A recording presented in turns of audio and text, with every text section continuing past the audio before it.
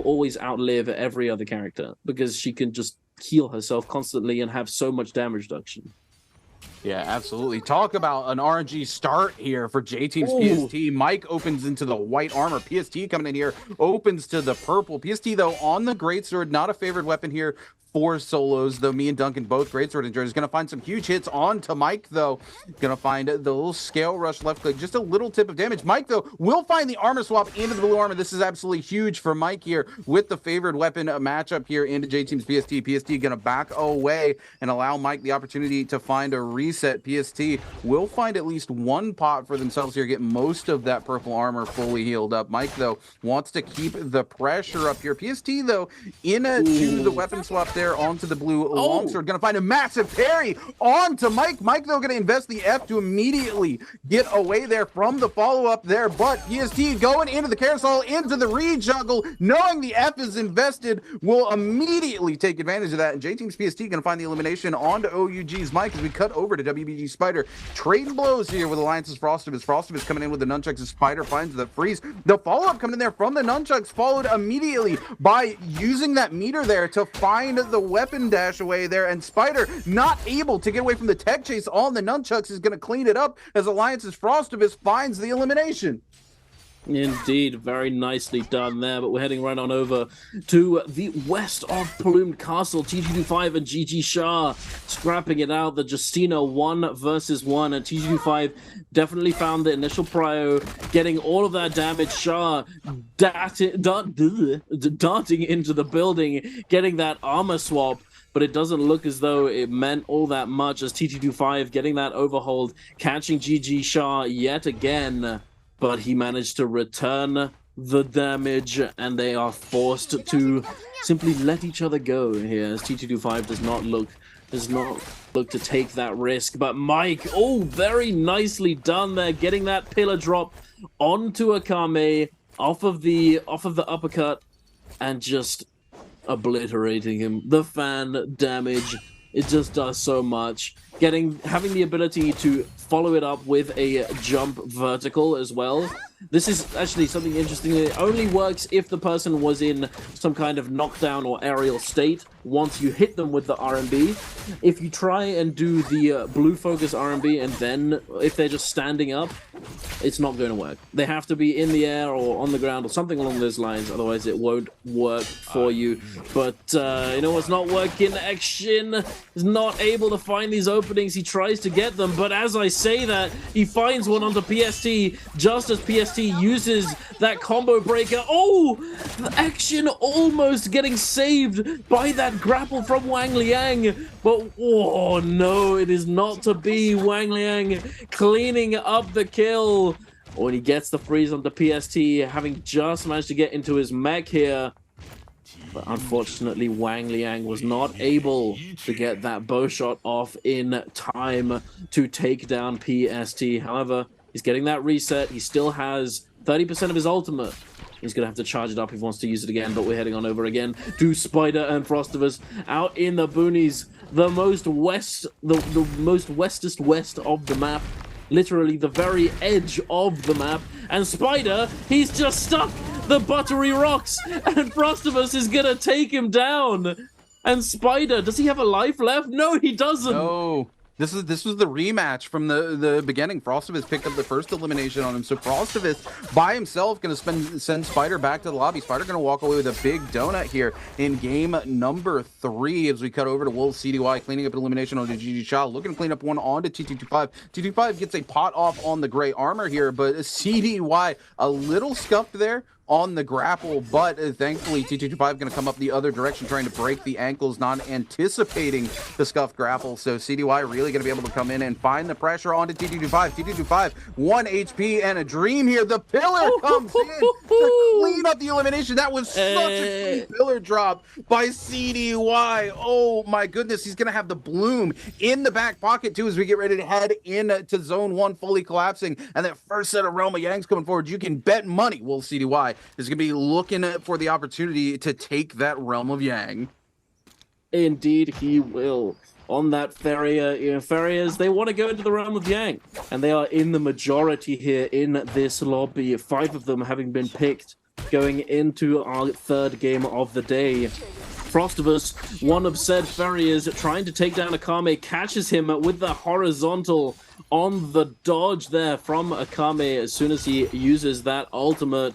Looks as though he's going to get sandwiched here by yet another Farrier as well. Roy Hee coming into the mix, trying to get the Zipping Ying locked down. They know that they're going to need damage from 2 Farriers to take down a Zipping, considering that he's full health, he's full HP. He's just chilling, I guess, but his ultimate is now finally over. But as we all know, he has that F1. He uses it, gives him an extra dodge, gives him healing, gives him damage reduction, and the cooldown ain't too bad either. And it looks as though he might have been able to break away from this situation with his life. Wang Liang out here in the desert with the gold hang sword. I'm assuming, having picked it up from the podium here, quite a few players have opted to start landing here this split. We didn't see all that many players doing it beforehand. I think Zeldinkt from J-Cup may have sort of shown people the value, as I do recall seeing him take down quite a few players on Zai. Zai being one of those characters that scales so unbelievably well with weapon rarity, just absolutely obliterating people with gold weapon Zai ult damage in mid-game. You know, he definitely showed the value of this strategy, and quite a few players have picked it up. Oh, yeah, I think he walked away MVP for that game. Yeah, Wang Liang getting griefed out there. We're going to see Will CDY coming in against OUG's Mike. No surprise here again. We knew CDY was going to be looking to take this Realm of Yang. It's going to be Mike versus our boy Panaman inside the Realm of Yang. Panaman going to go airborne here. I do believe it is a Fairy into Fairy. A huge jump parry coming in from OUG's Mike, but Panaman unfazed by it as he looks to take control of it. Going to get the neutral. Will find Mike investing the F to break away here. And this leaves Wolves in a really strong position. Unfortunately, he doesn't find the knockaway with the pillar. He does find the parry, though. And again, Mike, no F to break away from it. Immediately into the follow-up charge to R&B is going to be forced into his pillar here. And Wolves super happy about this turn of events. He's going to get, I do believe, one pot off and get inside the mech as well as he takes control of the situation. He will get shot airborne there by the cannon, but Wolves knows as soon as Mike goes away, he can do the same. And there we go. He's going to start pumping some huge damage out onto OUG's Mike. They're going to trade cannon for cannon here, and Wolves super happy to do it. Going to end his ultimate a little bit earlier to come in and create more pressure. Going to invest the F, immediately finds the parry onto Mike. Knows he's got the F, doesn't want to get caught out there, so will cancel the follow-up riposte there, but Mike without it now is going to find himself in a bad situation. If Wolves can take control of the neutral, he just needs one more hit, but Mike's going to find it first here. Wolves actually goes down. OUG Mike takes it, ladies and gentlemen. I'm sorry, I could not help but laugh when just seeing these 2 Farriers just shooting at each other, and then the turret shots just going back and forth, just like, like my turn, boom. You know, it was just rather funny, but it's just the mechs in the Realm of Yang. It's a good laugh. Thankfully for PST here, though, he did get taken down in the Realm of Yang, but he does have the Soul Bloom. However, Wang Liang has spotted him out, getting that huge parry onto him as well, doing a crazy amount of damage, and PST already forced to use that Farrier mech, whereas Wang Liang still has full health and his ultimate ready to go. So PST, he definitely needs to find some way of disengaging here. He's heading right on over to Metab here. He's going to try and de-mech himself close to the terrain. So if you're ever in a situation like this, you want to try and get to an urban area, somewhere where there's lots of buildings, lots of avenues of escape. However, it looks as though PST, he's still fighting out in the open. He's not managed to get inside, and unfortunately, he's not able to get the armor swap there. He spotted it out in that last second, but unfortunately, he wasn't able to get close enough. Wang Liang saw it in front of him and knew that he just had to commit all of those dashes to take him down, as he knew that if he didn't, it was definitely a possibility that he was going to lose him in the caverns of Metab. And T225 here, also in a pretty bad spot, I would say. Yep, not a good spot to be in. Yang Depletion parried OUG's Mike and Alliance Frostivus on his tail, although Frostivus might not be taking that speedy of an approach. He's not on the chase just yet. He's just taking his time. Slow and steady, might win the race here. But TGD5, he is not slowing down. He's trying to get as far away from them as possible. And again, perfect example, heading straight to Metab. He knows that this is the only place he's going to be able to actually break some ankles and escape here. As if you get stuck in the open, there's very few places for you to actually go. Whereas TGD5, he did make it here, but he's not really gone to the place that you want to go. Never go down into the bottom room of Metab, ladies and gentlemen, as it is a blender. It is the Chamber of Death. The chamber is not Chamber of Secrets, Chamber of Death in Metab here. And Mike with that golden hang sword taking him down. But now being pressured by Shah. Shah overholding, getting that LMB. Mike, unfortunately, the terrain preventing him from getting this combo here, but Shah might be able to take him down. And there it is. But there's another player as well. Action! Shah, he's cooked. The poison splash. The poison splash. Oh, yes. Bowda's Action finds the ultimate third-party entry into that fight off of the poison splash, able to clean up both of those eliminations there as we covered Wang Liang and Kami 5-2-1. It was such an unfortunate timing for our boy TT25 there as well. He tries to gamble the parry there, and unfortunately the gamble just doesn't pay off. But given the situation he was in, I think he needed to find the parry so that he could pick up the elimination and get rid of that Yang depletion if he had any hope of keeping the game alive. I think if he tried to extend that fight any longer than he already did, he just goes down to Yang depletion. So he takes the gamble. Unfortunately, it doesn't pay off for him. As we take a look, we are getting ready to head into that second set of Realm of Yangs here. Wolf CDY already set up for success, standing by one. JJH Star just kind of riding the edge of the zone there on Plumed, looking for a little bit of loot for himself. It looks like Alliance's Frostivus might be heading towards the Yang, getting ready to head in there towards podium. A lot of these other players, Mike's Action and Akami, all going to be trading for the chance to head into the Realm of Yang by themselves there. Wang Liang also going to push up towards Alliance's Frostivus, is going to give up his position on that Moore's Blessing to take the opportunity to head into Yang. Well, CDY, even though he has lost that first Realm of Yang, he had that Bloom in the back pocket, so he's more than happy to go in and take the risk yet again. Unfortunately, both Mike and Action not going to find their way in. It's going to be Wang Liang versus Alliance's Frostivus and 5-2-1's Akame versus Wolf CDY. So Mike going to take it out here on Bowdot's Action, and Action just getting juggled here. Mike giving him everything. Action doesn't even get to play the game. I'm not sure what just happened here. Oh my good googly mooglies. Mike giving Action the treatment. Action has done a lot of fancy stuff with that Farrier pillar. He's done plenty of insane combos, and Mike gives him a taste of his own medicine and takes him down in the same fashion. Oh, looky here though, Frostivus trying to pull off something similar of his own, but unfortunately it just doesn't pay off. He doesn't get the connection from the nunchuck uppercut, and Wang Liang catching him on the end frames with the LMB punish, and with our golden hang sword. It's just death for you, unfortunately, my friend. And Wang Liang coming away with his 5th elimination, and White Tiger's prowess heading into this end game. I'm not sure if we have the result of the other Yang, as we don't have any. Wait, what's going on? Yeah, I don't see it yet. Wang Liang just sitting there playing around, debating taking that coming through. It looks like Wolf CDY will come out on top inside his Realm of Yang and be walking away with the White Tiger's prowess. You know, something interesting I want to talk about with Frostivus is we've seen him favor those nunchucks a lot today, and there's quite a few pieces of tech and combo with those nunchucks that are, I would say, inconsistent at best. If you can pull them off, they're very, very strong, including a juggle off of the sliding uppercut that we saw him try to do there with the nunchucks. Unfortunately, he does drop it. So Frostivus really has been putting in the time from what I've heard. I've seen a couple of his streams where he's constantly trading with these nunchucks and just trying to get the consistency down off of those combos. Unfortunately, it looks like they still prove to be a little inconsistent consistent for him here, but he does have the Soul Bloom in the back pocket there that he knew he was going to have. So he has safety from that Realm of Yang.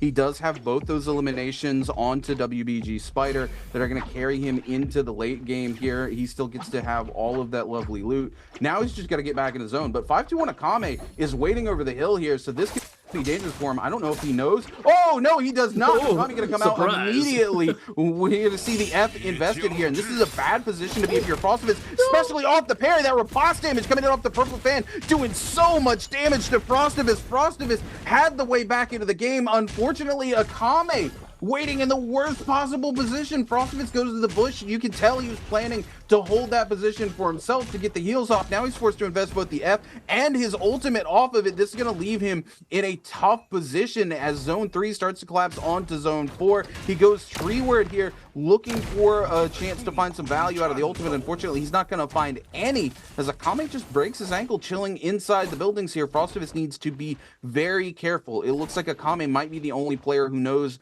that he is in this situation. So if Frostivus can just break his ankles and keep the fight away from himself, he might be okay to head into the late game stages. Wolf CDY here backing away. We're gonna see Wang Liang come through. There's some gold on that body, but Wolves didn't want it. Doesn't look like Wang Liang wanted it either. Some B hopping trading between these players as we head back to the replay from inside the Realm of Yang. Wolf CDY here on the spear, trading blows with 521 Akame. Akame trying to make something happen with the fan, is going to back away from the threat of the 0.9 release there off of the spear. Wolves trying to find an opening, will find one there with the Martial Soul Jade there, doing a ton of damage. I don't think Akame expected that at all. Wolves kept that in the back pocket the whole time. CDY now in such a strong position. Akame does have the ult burning down here, so he's getting some healing. Wolves just looking for another opportunity to take control of it. He will find the Martial Soul Jade a second time, and it's just so much damage if you get caught up in it, and Wolf CDY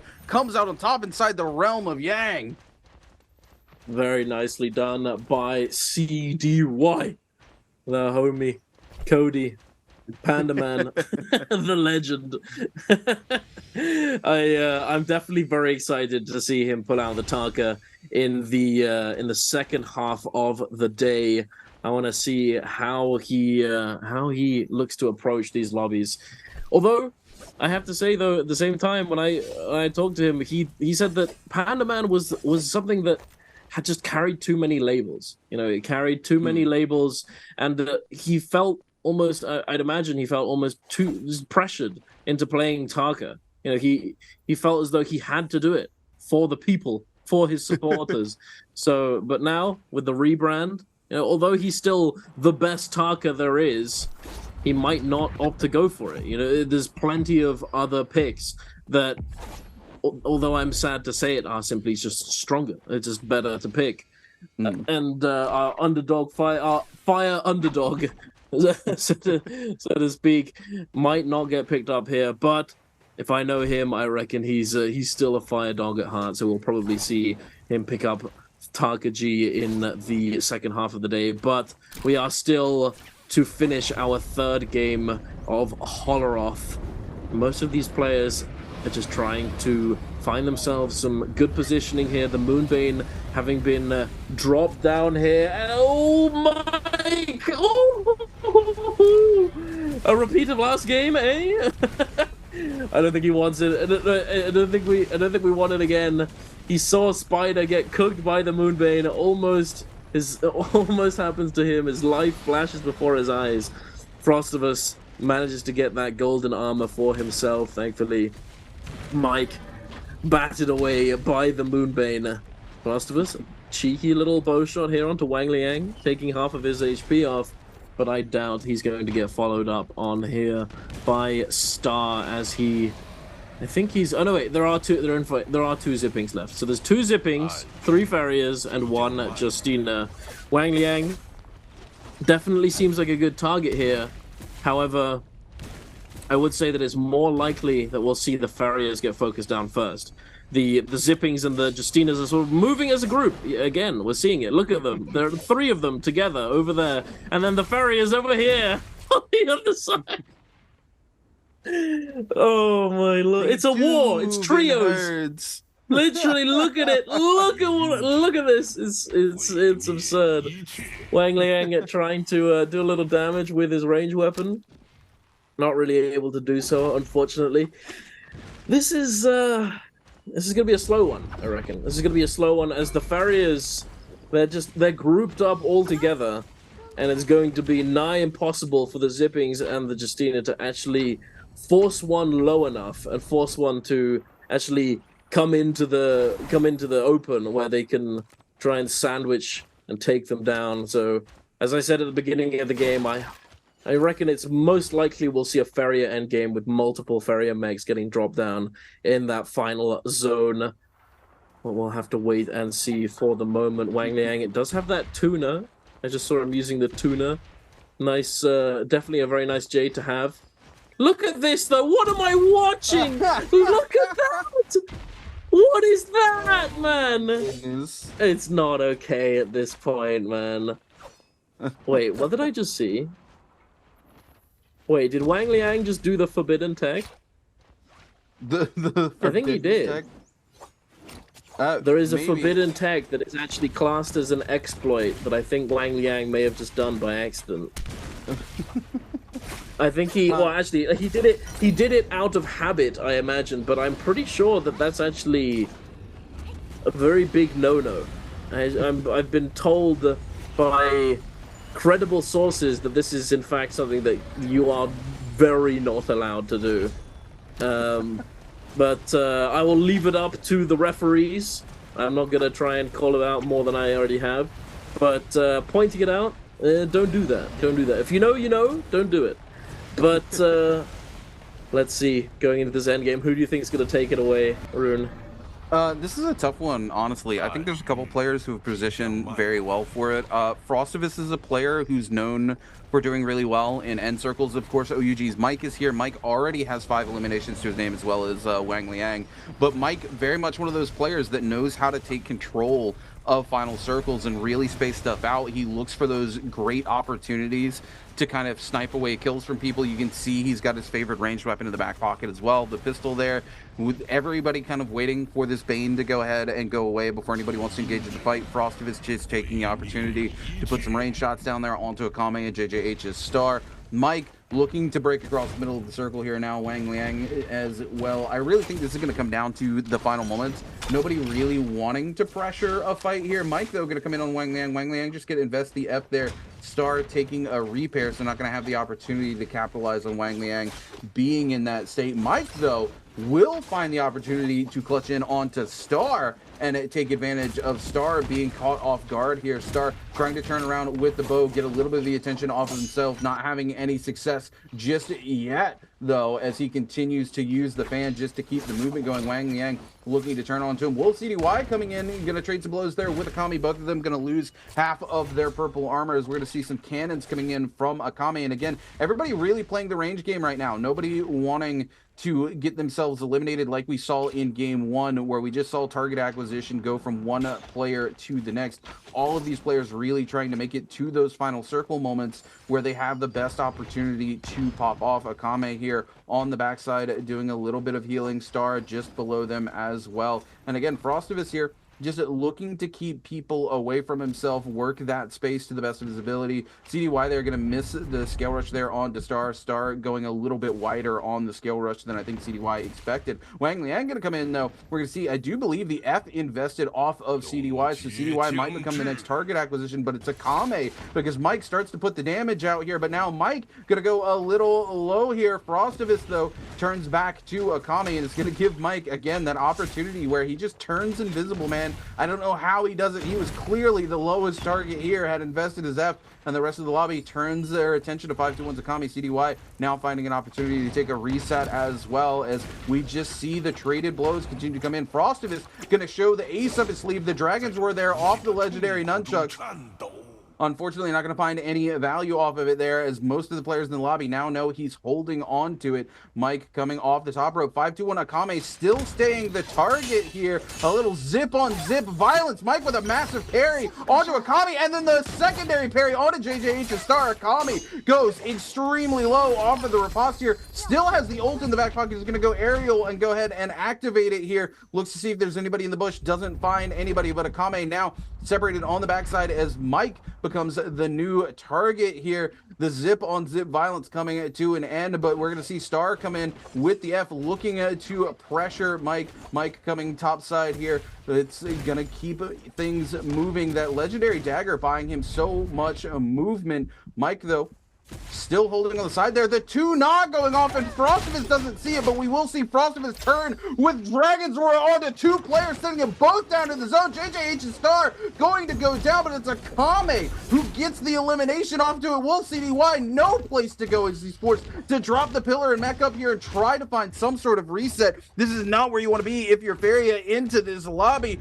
Frostivus just looking for every opportunity to let that Dragon's Roar rip onto these different players. CDY still in the ultimate, gonna try to send Akame into the zone, and he does. Akame gonna take a lot of zone tick here as CDY continues to try to keep the pressure up, keep Akame from coming back into the zone. The Dragon's Roar over the top, gonna clip onto Akame as well. Wang Liang feeling forced to use the ultimate to come aerial there with one of the dashes, gonna get re-grappled down by Frostivus, and Frostivus just trying to keep the space going here. Akame so low. There we go. Frostivus will finally find it, capitalize onto the elimination. He goes to 3 kills here. OUG's Mike, the next target from Frostivus. Frostivus gonna back away, let the rest of the lobby put in some of the work as he comes in, looking to make that Dragon's Roar happen. He's gonna catch Wang Liang with it and back away though, because we see Mike into the pillar, and Frostivus does not want to get knocked away. That Martial Soul Jade coming in from CDY, gonna do a ton of damage onto Wang Liang, but it's Mike who's able to capitalize on it. Now Frostivus into a mech of his own. CDY, no place to go, as both of